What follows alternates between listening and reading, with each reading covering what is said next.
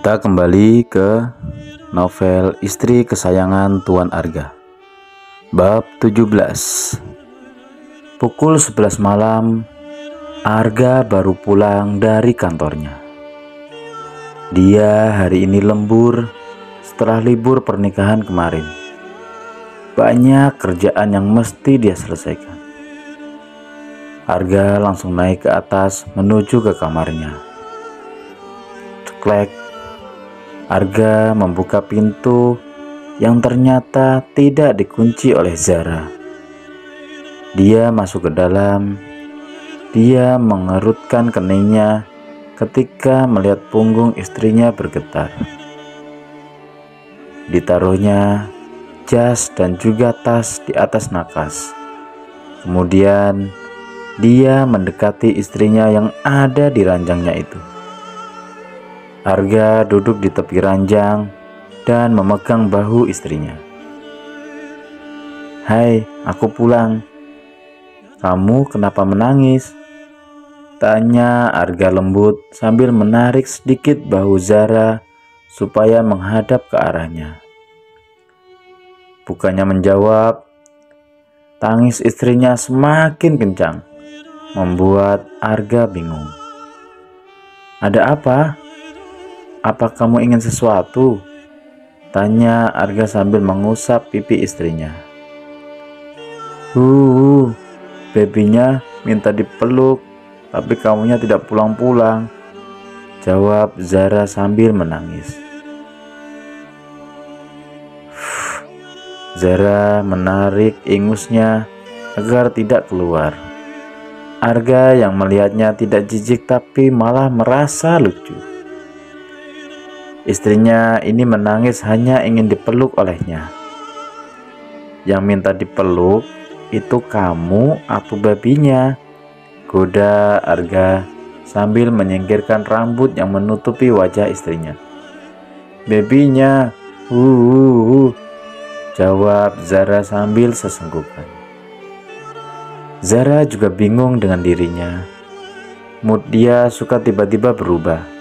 Kadang sedih, kadang ceria, kadang ingin marah, membuat Zara kesel dengan dirinya sendiri. "Sebentar ya, aku mandi dulu," ucap Arga yang sudah tidak nyaman dengan tubuhnya yang terasa lengket.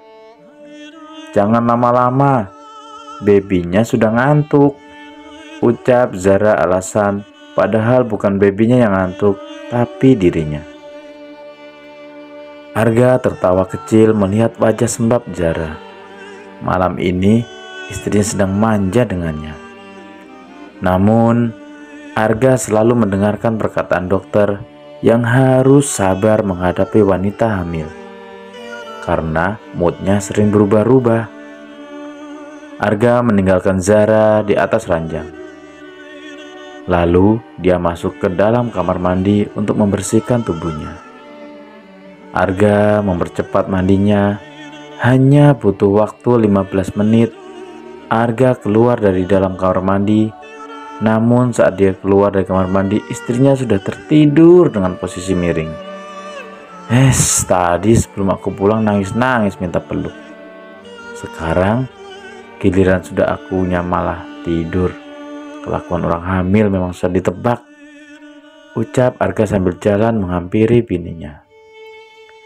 Dia naik ke atas ranjang dan merebahkan tubuhnya di samping sang istri. Setelah itu, ia tarik tubuh istrinya dan membawanya ke dalam pelukannya. Zara mencari posisi ternyaman dengan mendusel-duselkan wajahnya ke dada suaminya. Arga mengelus-elus punggung istrinya agar semakin nyenyak tidurnya. Ia tahu kalau orang hamil terkadang suka merasakan pegal di punggungnya. Ia mendapatkan informasi itu dari Google. "Tidurlah," ucap Arga sambil mengecup puncak kepala istrinya itu. Tidak lama, Arga ikut menyusul istrinya yang sudah lebih dulu masuk ke dalam mimpinya. Pagi menjelang, Zara baru bangun lebih dulu daripada Arga. Ia mencoba membangunkan suaminya karena tiba-tiba wanita itu menginginkan sesuatu. "Tuan," panggil Zara sambil menepuk pipi Arga yang tepat di depannya. Arga masih saja terlelap. Dia tak merasa terusik sedikit pun dengan apa yang Zara lakukan. "Tuan, bangun," panggil Zara lagi. Masih saja Arga tak bergeming. Sepertinya pria itu sengaja tidak membuka matanya karena mendengar panggilan Zara kepadanya. "Arga." Kali ini Zara memanggil nama suaminya sambil memencet hidung suaminya, membuat Arga kesulitan bernapas. Akhirnya, mau tidak mau Arga membuka matanya. "Ada apa?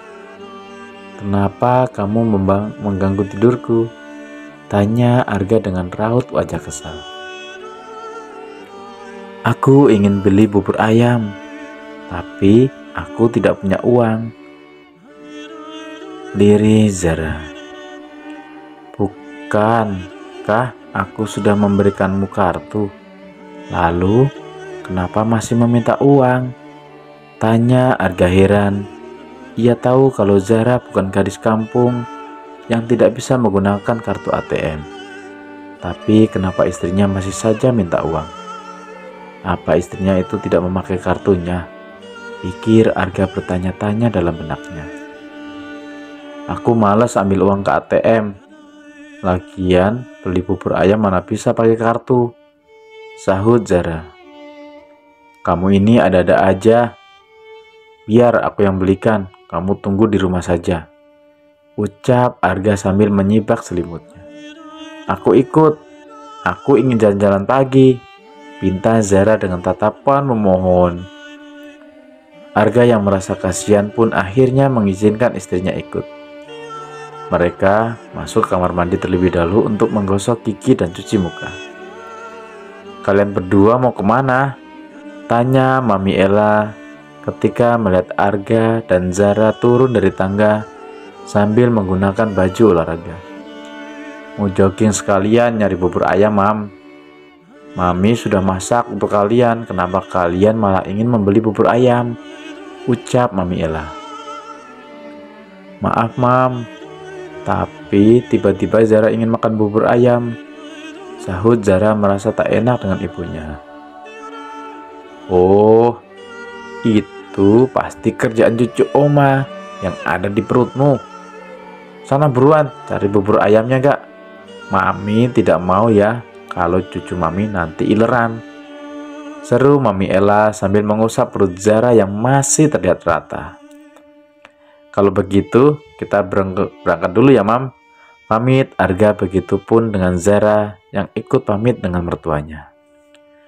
Baru juga mau melangkahkan kakinya, tiba-tiba ada yang menghentikannya.